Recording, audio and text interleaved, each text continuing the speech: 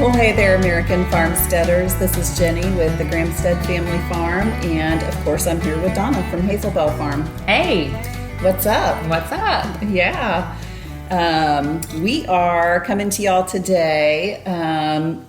Still dealing with crazy Florida weather. Yeah, right. Like it wasn't just like 2 weeks ago that we were preparing for a hurricane and preparing for a flood. And crazy Florida man showed up and said, hey, we're going to have a freeze. Go home, Florida man. You're drunk.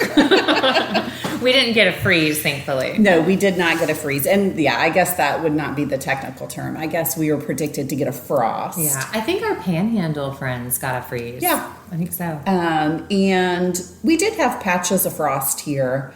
But it wasn't super bad, so. I don't know if we actually had frost or not, because my plan was to go out before the sun hit the plants, hit the garden, and hose everything off. So I did that before the sun was quite, it was like first light. And so there may have been some frost that I didn't see, but it was still kind of dark. Still dark, yeah. Which is a really good trick for anybody who doesn't know. If you do have a light frost, if you get out into the garden and hose your plants down before the sunlight hits it, it'll not burn your plants. Yeah, so a lot of people don't realize, I was one of these people not that long ago actually, that frost and freeze don't necessarily go hand in hand. No. That you can get frost as warm as 40 degrees, whereas your freeze is obviously 32. But it just depends on the atmospheric conditions. Like yesterday it was cold as well, but it was dry. Yeah. And so we didn't have that frost advisory like we did this morning. And then the other thing is a lot of people don't know, like, why does the frost kill the plant? Well, not all plants, again, because we're in that weird time, right? Yeah. We're in that transition, favorite garden season. We're always in transition, I feel like. But a lot of those plants, I go out and hose them off and get the frost off so that saves the plant. Because what actually kills the plant is the thawing of the plant. When those cells thaw out and warm up, that they kind of explode, and that kills the plant.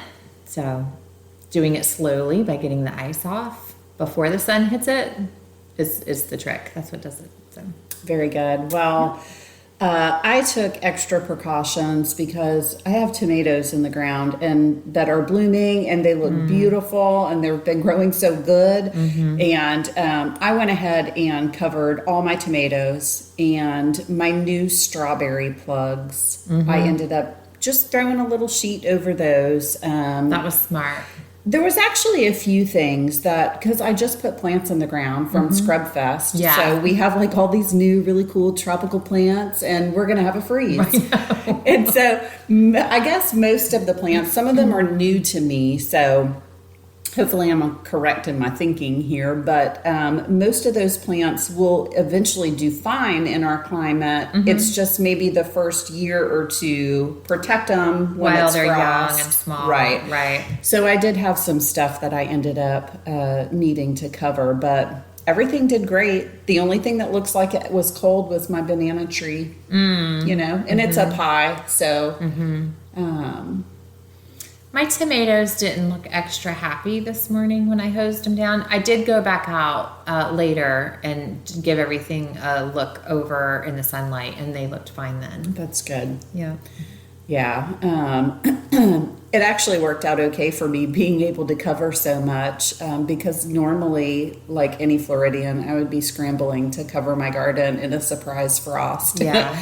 But I ended up lucking out just like a day or two ago. Tori went and picked up this blessing of fabric that we got from a friend's aunt. That's right. You just told me about so it. We got a call like a week ago from a friend, and he's like, hey, my aunt has this giant roll of fabric in her garage, and she just needs it gone. Like, would y'all have any use for it? It's John Deere fabric, and it is a whole bolt. So I mean, it's like it's your garden. It's like 5 feet long, and in like originally when we got it, it was probably like 2.5 foot diameter roll. Like it's a ton of fabric. Like it took 2 grown men to get it out of the truck. Wow. And so when I first saw this roll of fabric, I thought, oh Lord, what did I do? Why did I take on this free roll of apron fabric? Because it's like printed aprons and oven mitts that you can cut out and sew. So funny. There's probably like 2,000 John Deere aprons in the roll. Well, and it's not like I could even like make them and sell it because it's printed on the fabric for non-commercial home use only. Who in their right mind has that? I don't know. Gosh. I don't know. So it was just kind of sitting in my yard, and I was like, what am I going to do with all this? Like, I might make 1 or 2 aprons, right? 10 at best, you know? And so I heard about this frost, and I'm like, oh my gosh, that's perfect. Yeah. I have this giant roll of fabric. And so, like, everything got covered in John Deere fabric. That's so funny. My garden looked super cute. I bet. And now there's no like question, you know, when is this an old sheet? Is this a good sheet? Like, what am I allowed to use in the garden when you send your kids for, hey, go grab some sheets. Right. So go get the John Deere Get the John Deere fabric. And so that's funny. I pulled it out there, and, you know, I custom cut it to all of my garden rows. So now I have like garden row fabric cover, perfect. You know, I mean, yeah, it worked out perfect. It was like a huge blessing. Like, oh, okay. That's funny. 800 pounds of fabric. Yeah. Well, and it's so long, like you could wrap your citrus trees. Oh, you totally could. Yeah. Do all kinds of stuff. Yeah, the possibilities are endless. So it did a good job of keeping everything nice and toasty. Well, I'm glad that this first frost is behind us because we're back up to the 80s this weekend. Yeah. And it doesn't look like we have a freeze in our near future at all. So it's just so gorgeous good. Weather, gorgeous, perfect temps, and my favorite garden season. Yes. That'll give us lots of time before winter to let all the new stuff settle in. Because there's definitely been some new stuff going in. Yes. Yep. What have you put in? Well, I did get some goji berries from Scrubfest last week. Those I have not put in because I'm really trying to think about where I want them to go. I did put mine on a trellis. You did? Okay. I did. I put them side by side. Full sun? They're full sun. Yeah. And I've got a short cattle panel, like a piece of a cattle panel already there. Yeah. It's like, that's perfect. That's perfect. So. Yeah. I do have a couple of those already up and in the ground. That's going to be like my new grocery row garden area. So that might be a good place for the goji berries. But I got my ginger put in. I got my green tea plant put in. Me too. I did not put in Okinawa. No, I brought that up to the porch. Gonna wait. Yeah, I potted it up into a bigger container. But I want to definitely make sure that doesn't die this winter. So you're gonna wait till spring? Yeah, I think I'm just gonna leave it in the pot as long as it's happy and growing. Sure. And you know, to be able to protect it good from the frost. So good idea. Yeah.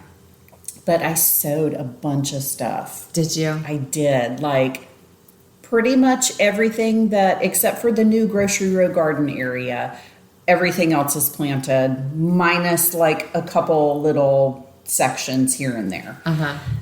So I got, in between all of my tomatoes, I did carrots. So hopefully those come up good. I mean, literally I put out all my seeds like 2 days before this little frost shenanigan thing. I think it's fine. But none of them were sprouted yet. So right. Yeah, I think it's fine. Yeah.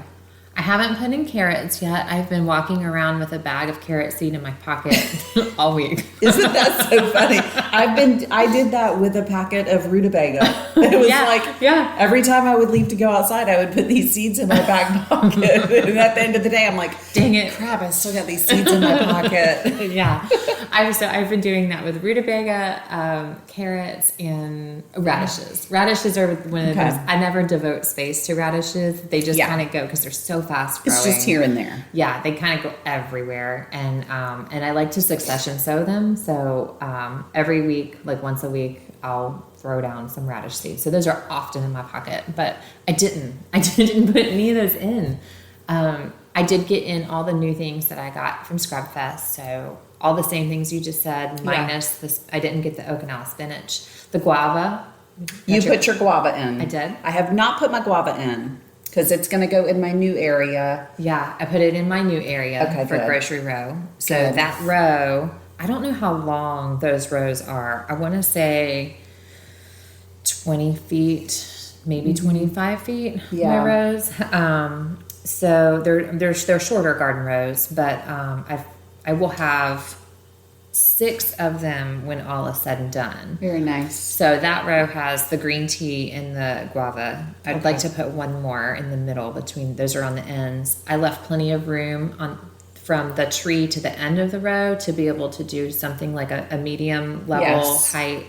And then of course some ground cover stuff later. But the row next to that has 2 pineapples in it that were just tops, that I planted that I don't really know what I'm doing there, but they're gorgeous. Right. They're growing. And then I put strawberries in a bed, and I had a handful left over, maybe 9 or 10, and I planted those around those pineapples. So I'm kind of in my head working through the whole leveling thing. Yes, and that's basically what I've had on my mind as I've been out there. Like, I'm really starting to look at the corners of my garden differently.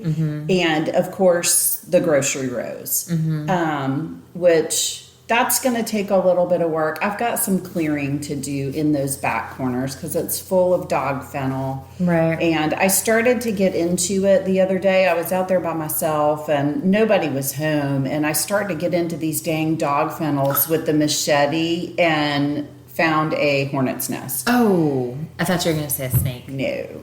I find snakes in my garden all the time, though. Yeah. They love those back corners. Yeah. And so I was like, I'm going to back out of here because nobody's home. And Tell me I can firebomb it or something. I don't know. Yeah, so I told Tori and the boys the other day, I'm like, hey, y'all, like, I'm going to need y'all for probably like 30 minutes at some point this weekend. And y'all can go in there and get in those back corners with me and tear out that dog fennel. And that way, if somebody does get into a hornet's nest, we're at least not alone. Right. Right. Because misery likes company. So yeah, I'm starting to, like you said, I've had a mental shift in the garden. I really have had a mental shift in the garden too, and I love it. Like, it has opened up a whole new world of like, wait a second, why have I just been doing these row crops? Yeah. I have totally missed that boat, so I'm glad that I'm finally on that boat. Well, and that's what I love so much about this grocery row garden concept is that, like, permaculture, I know there's order in it. I know there is. And like the biology and the ecology and all of, like, it makes sense. Yes. But you can't see it. No. It seems so out of order. It seems so out of order. It seems a little wild for me. Yeah. I really do like my rows. It's way too wild for Eric because the times that I have not planted in rows, he's like, what is happening? Right. Like there's just green beans everywhere. There's potatoes everywhere. Like, he doesn't get it at all. Yeah. And then when I ask for help for people to come out, It's hard. I can't just give directions of like, hey, go pick that. Right. You know. Go over there to that row and weed that row. Yeah. Or harvest that row. Yeah. Yeah. I like the idea of the rows because it does give me a little bit more direction. I feel like it's easier to like contain. And if I don't do it in rows, I tend to lose stuff to the weeds. Yeah. Oh yeah. Yes, definitely. It's less messy and less lost. Yeah. It's so eye appealing to have rows. My eyes love it. Like when I go out right now too. and I've got these new beautiful pristine rows. I know. With pretty mulch in the walkways. Like, it's so nice. Yes. And that's another thing I need is a load of mulch. Yeah. For the new area. And the new area is just going to take time because it's 3 rows. And if I had to guess, they're probably about 40 or 50 feet each. So it's a good amount of space, but the rows are already there and done and they're nice and wide, but I really need some ground cover, which leads me to another point, but new thing that I've got going on in the garden. I don't know when it happened or what it is, but I've got this new plant growing in my garden. It only gets like an inch tall. It's very, very, very small. And it's a ground cover. It's like a mossy-ish kind of, it feels like it should be in a forest. And it's just a really low ground cover.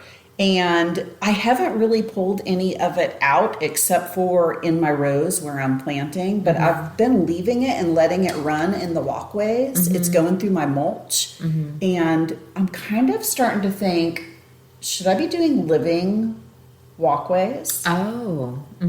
You know? So That's a neat thought. I have to take a look at that plant and see what we'll walk out and look at it because it seems really hardy.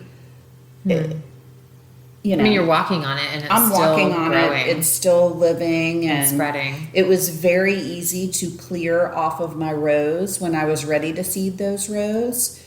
Does it have a little flower on it? Yeah, some of it does, like microscopic. I mean, this plant is like so small. Okay. So I have to see it. So yeah, I'm just kind of going with it for now. That leads me to something I've been thinking about, only because I've heard about it through Homesteading Family. Okay. So they have a podcast. They do their pantry chat on their podcast. They're an adorable family. Yeah. But I'm doing one of her herbalism classes now. I am. Right now? Yeah, right now. It's just her free one. It's like a 4-part video series. You can probably get it on YouTube, but it was something I got through my email, and I was like, I've been getting into that lately. So I'm like, yeah, she's a smart chick. Let's see what she has to say. Yeah, they both are. Yeah. They both are smart. Not chicks, but right. He's not. They have a lot of knowledge in the homestead world, but planting especially. But one of the newer things that he's doing is growing mushrooms in their wood chip walkways, in their garden rows, and that really got me thinking. And so their latest pantry chat that they did, they talked about how they're going to probably have too many mushrooms and end up selling them in the spring. I was like, what a cool problem to have. But not only that, but that spreads that mycelium throughout your garden by letting it be there in the wood chips and the walkways. So that has me thinking as well. I like the idea of living walkways until it comes to be May in Florida and we have daily rains and dollar weed sets in, or, grass. Right now my issue is grass that I'm just now getting a handle on. So dollar weed, like I said, I think I said before on the podcast, somebody told me the trick to dollar weed, or if you have dollar weed in your garden, it means you're watering too much. I was like, you're not in Florida. Because either it's raining every day or it needs rain every day because it's so hot, Right, it's either or. There's no in between. Yeah. So, dollar weed is a problem. So I like letting stuff live in the walkways. I'm not there. It's a totally different concept for me. And normally I just would have yanked it out and thrown more mulch down. But for whatever reason, well, I guess I kind of know the reason why I let it go. I just wasn't in the garden towards the end of summer because my garden was a flop spring and summer. I mean, we did get a little bit out of it, but... Well, it's hard to be motivated to go out when you've had that kind of season. Yeah, so I had just really been ignoring it and not doing much out there and, Now, I will say, this is the first year that I have had all mulch walkways. So I have had living walkways. Yeah. And the grass gets in. It does. And don't get me wrong. I mean, that nice ground cover is only in like one section of my garden. There's plenty of other sections of my garden that have ground cover right now that has to go. It's grassy, it's weedy. Right. I could really probably get in there with the weed whacker. I just got to find the power line guys. I got to find where they're at for some mulch. They haven't been in our neck of the woods, have they? No, I haven't seen them recently. So I really need to do that in order to get the grocery row garden going and plants. Well, and so I think it's going to be a slow. You can find it pretty affordable. Yeah. So it'll be a slow process. I'm not going to rush the grocery row garden thing but I am going to start actively kind of looking for just a thing or two here and there. Yes, exactly. Here and there, and share cuttings. Like I can totally start more papayas. I can start more mulberries. So we need to get on the propagation game. I know. You know what I want to ask that Sam at Scrubland Farms. I want to ask him if they would do a propagation and grafting class. Like they need to host a class, sell admission. They would make some money for their time and their knowledge, and that would be amazing. I would totally sign up for that. Yeah, and we would get to learn. So, because I need to be shown how to do it. Like I need my hand held. Yeah, you know, I would like to see it too. I mean, I've taken a cutting or two here and there, you know, but not anything really past that. So it would be really nice to hear from some folks that do it on the regular, right? Because you know that they have like insider stuff. So yeah, that would be super cool to go and do that. And then after we learn to do it, we can get together like a little propagation group and do it. I thought the same thing. Yeah, like and everybody can propagate whatever they have, one thing, two things, whatever, and then get together and swap. What a great way to grow your garden. Yeah, and grow community. Right, because that's so important too. Yeah. Yeah, I love it. I love it. Yeah, that would be super fun. And I mean, what a great way to grow the garden, not cost an arm and a leg. Especially for these perennial things, because those are like your heavy hitters. You know, if you're going and buying a perennial, like it's going to cost you a little bit more than your regular annual. Especially a tree, if you're looking for an established size tree, you know. Yeah. Going to cost a bit. It's going to cost a bit. So, yeah, we should message him about that. Definitely. Yeah. So, yeah, I have a short list of trees I would like to get in this fall. Okay. Before winter comes. Yes. I want them to wake up in the spring. That's what I was thinking. So I want some peaches. I have a grapefruit that I need to move into the garden, out of the yard. And I don't know when the best time to do that is. I was thinking probably after the fruit is done. Probably. Well, but that's a citrus. They stay pretty heavy fruited through the winter, don't they? Yeah. So I don't really know what to do. So I have same dilemma. Okay. Because I don't know why I did this, but I put 3 peach trees out in my front yard. And I guess I envisioned more trees being out there. And those are the only ones that survived. But I hate where they're at. Right.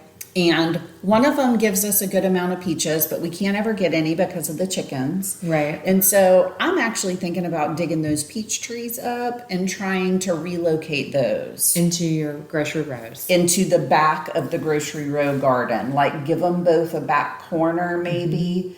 How tall are they? How big are they? They are probably about 5 feet tall. Okay. And, you know, they're bushy. They're kind of big around. Yeah, but not too big that you can't move them. No, they're not obnoxiously big.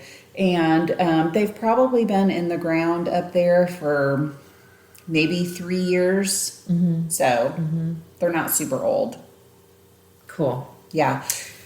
So, yeah, I've got to do a little research on that to find out when the best time is. And I would think that the best time is probably coming up because, like you said, they can just kind of be in dormancy and wake up in the springtime and be ready to grow. Yeah, every time I do something like that, I have to look it up. Like, when is the right time and how and all of that.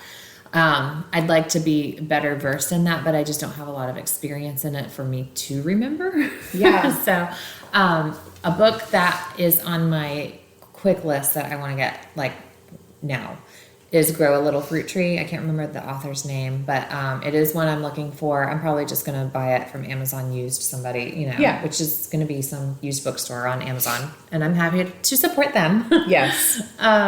But Grow a Little Fruit Tree is supposed to be about growing any kind of fruit tree to keep it in a dwarf stage, or not necessarily dwarf, but where you can reach and grab all the fruits and how to prune them properly so that you still get just as much fruit off of them. Yes. So that's the key that I'm looking for. Like I want that unlocked. Yes. When I planted my papaya trees, I ran across an article that talked about just that, because papaya trees can get like stupid tall. Right. And then you can't get the fruit off of Right. them. And so that whole article was about how to prune them and, you know, what to look for. And so I've been pruning my papaya trees like the article says, and they're getting pretty tall. Are they? But whatever, I got a tall husband and he owns lots of ladders. So There you go. And boys. I got And boys boys. that climb trees. Right, like monkeys. Go up and get that fruit, little monkey. That's funny. Yeah. So, what else am I putting in? I planted this week. Oh, I did something really dumb.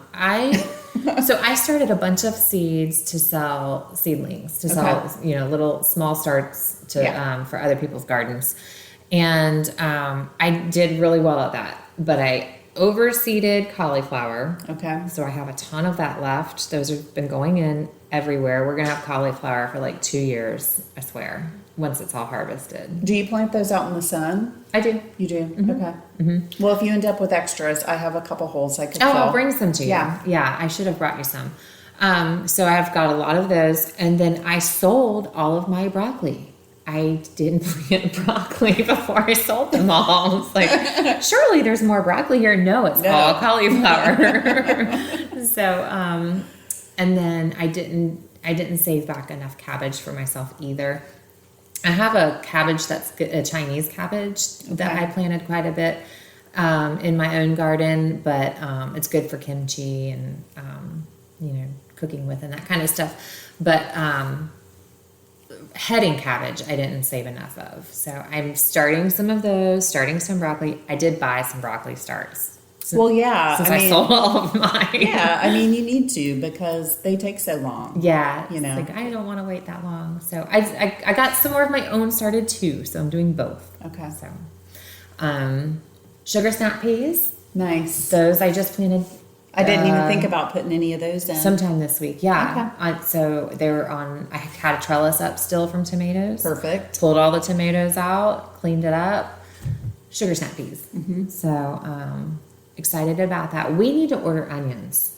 Yes, we do need to order onions. Because it's like time to put them in now. It's time for them to go in now, for springtime harvest. So we need to talk to our group of people. So we like to order onion sets from Dixondale Onions or Dixondale Farms. Out in Texas, Out in Texas. We've had really, really great success with their sets. Yes. And the thing is, you can buy a bundle for, I don't know how much money it is, but for just a little bit more money, you can buy a whole case, which is several bundles, and then you just split those. Split it with friends and put onions everywhere. Yeah. Do you remember the one time I think just me and you splitted a case? Oh my gosh. I think I did have onions for 2 years that year. That was crazy. There was onions everywhere. I mean, it was the first year that I got serious about onions. Like I had planted them before, but this was like, I learned how to properly fertilize and take care of them and all of that.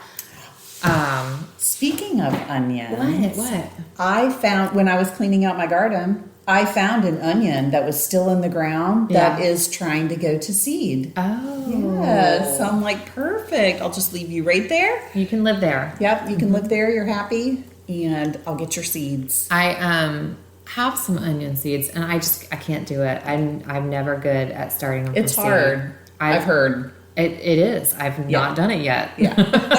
Every year I try, and every year I go, why did I try? So Dixondale is my go-to for that. Yeah. And they have a really good website. It gives some knowledge about like what kind of onions are suited for your area. Storage onions versus quicker eating onions. There's a lot of good education there. Yeah. So we like that.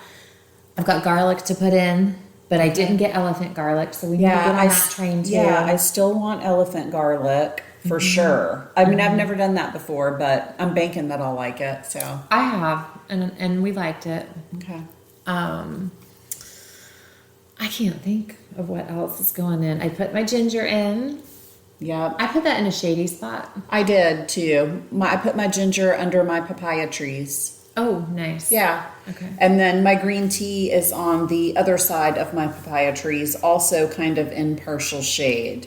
Hey, so yeah, my green tea is partial shade. I mean, it gets quite a bit of sun. Yeah. But it gets some shade too. Do we need to protect that from frost? I did cover mine just because it was something new and it just went in the ground. Right. I think once it gets established after a couple of years, it's fine. Because it's also in that same like East Asia native, right? Yeah. I thought so. Okay. Yeah. So I think eventually it'll be fine. Mm-hmm. Yep. Oh, sorry. That's right. I put in some bok choy seeds. Oh, yay. Yep. Did you direct sow them? I did. Okay. Direct sowed them. Those are also in between some tomatoes, which I've never done that before, but I'm like, meh, I'll try it. So I put in some mustards and some collards, a kale mix. I've got some kale going in. Yep. I've got Manusa. some. Oh, yeah. Me as well. Yep. I have some kohlrabi Oh, Yeah. nice. I Yeah. didn't think about that. and something else I can't remember. You know what I need to start is some tatsoi. I grew that for the first time. I've never grown that. 2 years ago. I really like it. Okay. What is it? What is it like? How It's do you use like that? it's like a spinach, a green. It grows. It's like a smaller leaf. Okay. But it grows like in a perfect round circle, Okay. close to the ground. It's real pretty, and it loves the frost. So like when it gets that first kiss of frost, it's so like a lot of your greens, you know, your collards and that. It's so yummy, and it's beautiful in the garden. Nice. That's the one thing I love about this time of year gardening. You can grow all the greens, you know? Yeah. And I did buy some lettuce seed to start. I do have a variety of lettuce that actually did good for me the last couple of years here. And I probably will kind of put some of that in maybe here and there. But after listening to the speakers at Scrub Fest, I'm really just not going to focus on lettuce a whole lot. Well, Because I've got enough other leafy green things in there. And, you know, like, here's my problem with lettuce and like salad mix and all of that in Florida. yeah, It grows well in the winter when Right. I don't want salad. right. For a very short window. Right. Very short window. Right. And then we get these spikes of 80, 85 between our frosty times. Right. And everything wants to bolt Yep. or get bitter And mushy. and mushy. Yeah. Yeah. So it's difficult. I mean, not to say it can't be done or just to discourage anybody from growing their salad garden. Like if that's what you love, then do it. Do it. But I don't know how much space I want to Dedicate devote. to it, Right. yeah. Right. Like that's something I could be planting something else Right. in there. So Yeah, like my normal beds where I would have put lettuce actually got some strawberries put in there because I'm like, you know what? That lettuce window is so short. I'm going to dedicate this big raised bed to that and not have a whole lot going on in there when I can put some strawberries in there and something will be in there year round. right. So, And soon. right. Yeah, I'm really excited about the strawberries. My old strawberries so I had planted them last year when we ordered strawberries. Right. I planted them directly in the ground, realized that was really stupid. It was a really bad spot and they needed to be in a box. And I've never had great strawberries before. And, you know, it's like, my babies, I really want these I know, to work. right? Will you please live? Yes. So I dug them all up and I put them in a box and they kind of limped along through summer because it was way later in the summer, or in the spring by the time I finally did that. Well, they look gorgeous. Oh, They good. are running. Like some plants have run to make 4 new plants. Sweet. Yes. So I'm hoping that box is full next year and I can start plucking runners out to plant somewhere else or possibly sell. I don't know. I might hoard those for myself forever. The strawberries are the bomb. Those that I did harvest were very good, but I just got like 3 and 4 berries at a time at the very most, Right. because I had just moved them. And then I tried to pick off the flowers because I wanted them to get Yes. established. So the berries that I did get were like, oops, I missed Right. that one. So, next year's I'm super excited about. Yeah, I'm looking forward to the strawberries this coming year. Yeah, and hey, a nod to Haas Tools, who we ordered our plugs from. Okay. Because those, I will never, if I order strawberries again, I'm not doing bare root crowns. No. They came in those plugs, and they are gorgeous. So much green on them. Live roots, like good living soil came with them. That's how I'm doing it. Yeah. Yeah. Yeah, they were really nice. And they look great now that they're in the ground. Yeah. Yeah. Got a good watering. I put a little, I like to, when I put anything in the ground, I like to use a good, expensive potting soil to put around them, and especially in these new beds that I have that are pretty lifeless. It's helpful.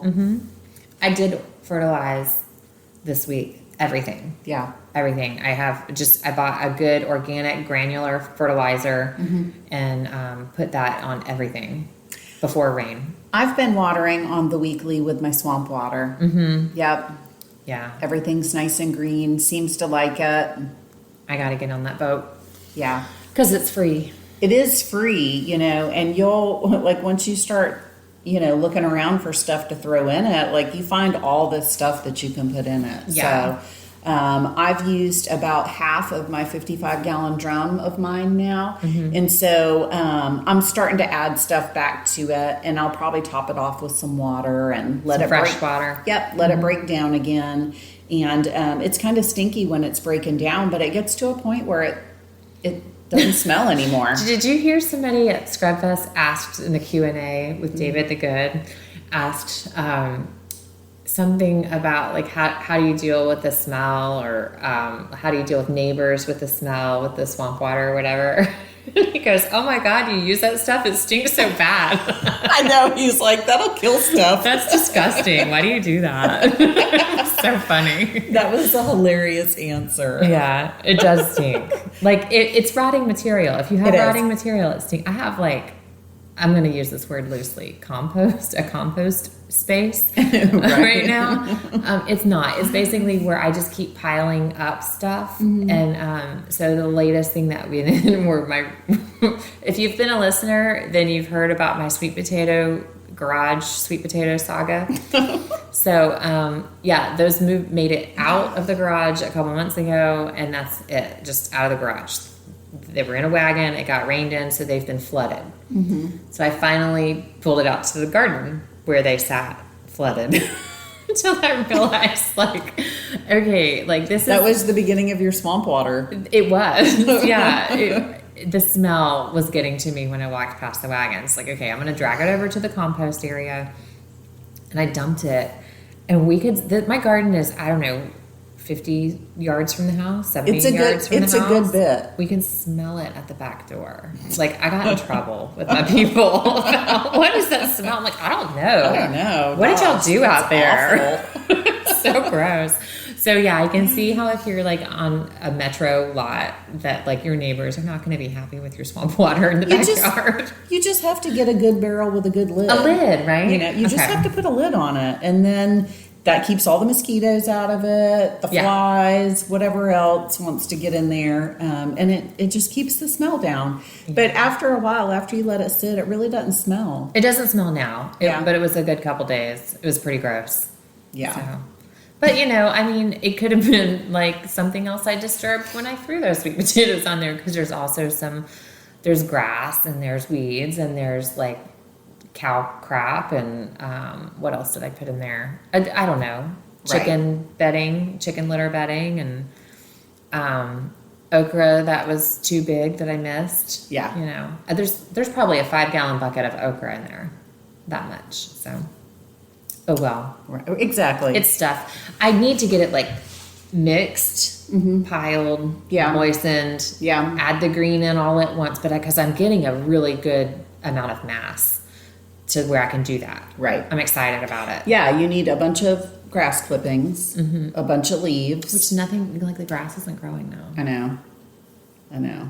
So, I mean, I can find green. Like, I've got plenty of green at our place. I can figure it out. But And we don't use a bag on our mower. So like when we do mow grass, it just goes right back to the ground, which our ground needs it too. Which is nice. But yeah, I told Tori the other day, it'd be really nice, really convenient to have a bag for the push mower. I asked Eric because he just bought this new mower like 2 months ago.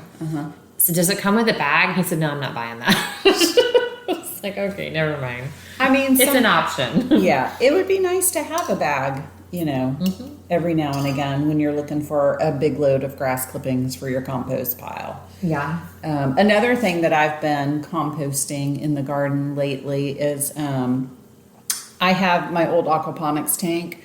The boys wanted to clean it out and fill it up because they were convinced that they were going to go get some fish from the pond and they were going to feed the fish up and use them as bait to go fishing. And so they wanted to put them in my old aquaponics tank. So if y'all want to clean it out, it needs to be cleaned out. So that's perfect for me. Have at it. And so they did. They went and got like a bunch of fish. I don't know, maybe 20 of them. And they put them in there. And like within, 10 hours, they were all floating. But I didn't want them to go to waste. I kind of felt bad about it. But I got them all out of there and put them in a 5-gallon bucket and put it in the far corner of the garden. And they've just been sitting in that bucket, and I filled it up with water, and man, it's nasty. Yeah. It is nasty, but it's actually pretty well broken down now.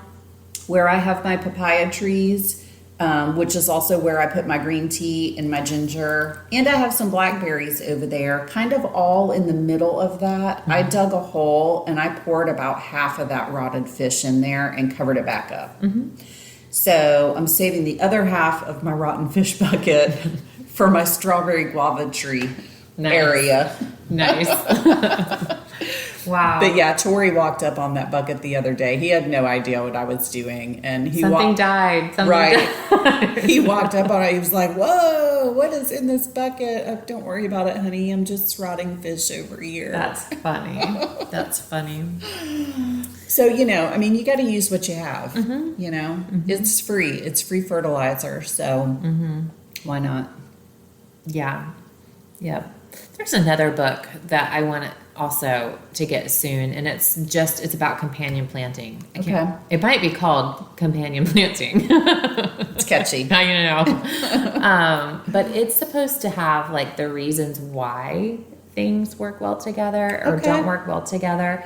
And that there's a lot of science in there, a lot of, just factual information as opposed to just reading on blogs whenever you Google search, like, plant these things together or don't. It would be nice to know the reason. Right. So, and then there's a bunch of extra good information in it. Like, it takes a lot for me to want to have a book to keep. Yeah. Because I don't keep stuff. No, especially books. Like, it's got to be a good book to land a spot on the shelf and stay there. It's got to be a classic or a really good gardening book. Right. Yeah. So that one looks like one that I would reference a lot. And I want it. Yeah. Companion planting, grow a little fruit tree. And there's one more. So those are things that I'm considering as far as my garden goes right now. Other than that, I'd like to make some more nursery trips. And I know you said like one thing at a time, but... Well, I mean, one thing meaning like 5 things at a time. Like one thing for that row. Like one trip at a time. Right. Right. I have become like really, I don't know if I want to say really bad about, but a new habit that has formed is, hey, I'm going to go check out the plants over here. Like while I'm out, I'm going to go and hit the clearance section. And I do, like, oftentimes bring home a plant. Yeah. Or a little 4-pack or whatever, and just plug them in here and there. Yeah. If I ever have time to kill and I'm by Ace Hardware, I'm going to hit their clearance section. I got a really nice hibiscus plant the other day there on clearance. That's going to go... I was going to plant it by my back porch, but now that I'm thinking grocery row garden, I'm like, you know what? I might just put that thing in my garden. And I know it's just an ornamental plant, but whatever, it's pretty. So real quick, let's talk about, just briefly, I didn't realize how long we've been going. Oh, wow. I know, because it's plants. It's plants. But let's talk about like the end of summer things. So what are you doing with the summer things that you've been growing? Oh, well, all of my summer stuff has been long gone other than my roselle. The roselle is pretty much the only thing that's in my garden right now, except for flowers that was from summer. And I've been picking a ton of roselle, and I've been making all the roselle things. Nice. That's I exciting. love it. I love it. I love it. I'll grow it every year. You know, I like them fresh. We've been drying them for tea. I mashed some up and poured honey in the jar, and it's given me like this garnet colored honey. Ooh. It's beautiful. It's actually right here. Oh, it's so pretty. Oh, it's very pretty. It is so pretty. I've got a fermentation weight in there to hold down that roselle. But man, you take a spoonful of that roselle honey and put it in your tea. It's beautiful. It's so good. And so it's, for listeners, it's like it's the color of your roselle, that cranberry, that deep purple cranberry color. Yeah. Reddish purplish. It's very pretty. And it's honey. And it's honey. You can't go wrong there. That would just be good in a black tea. Yeah, absolutely. I actually made a whiskey drink the other night, and I even put a little spoonful in the whiskey drink, and that was really good. Anytime I make tea now, I've been putting it in there. What else have I done? Honey from some friends, so that would be a good idea. Yeah, I mean, I know you probably have a ton of roselle too. I have some supplies that are supposed to be delivered today by that lovely Amazon delivery driver. I got some wine making supplies because I'm going to make roselle wine. And I found a pretty easy recipe for that. So I just got to find a way to use it all because I have a ton. So that kombucha we had at Scrub Fest was good. I ordered a SCOBY. Did you? I did. Not from the kombucha guy though. Who is Kombucha King? Because that's his Kombucha name. King. Yes, okay, that's his name. Good to know. So, he didn't have it anywhere on his van. I'm like, who are you? Shout out to you, Kombucha King. Yeah. So I'm sorry I didn't buy a SCOBY from you, but I promise I will. I was being lazy and it was on a whim, and I was like, darn it, I need it now. I need it now, and Amazon will bring it to me. Yeah. So I did order one from Amazon. That's supposed to be here today. So I'll be making wine and kombucha out of the roselle. And what else have I done with the roselle? I feel like it's everywhere. Yeah. I put it in my salad today for lunch. Yum. So good. Yeah. I like it in oatmeal too. Ooh, I see. I didn't even think about that. You know, another thing that I want to go do is I've got a big oregano patch out in the garden. Oh my gosh. I need to harvest some of that. I'm going to make my own oregano oil. Sure. Why not? Yeah. Like an infused olive oil. Yeah, absolutely. And you could feed that to your chickens. I want to grow oregano outside of my chicken coop where they can reach it. Yeah. Because like if you have... And not destroy it. Right. If you have cooped birds, you'll know this. Like they reach out and get the grass as far as they can. And then, so there's like a grass space and then the grass. So, I want to grow where they can, some rosemary, some oregano, some things that they can reach. Just get it. And then it grows back and they just get it. Yeah. That's my plan at my coop.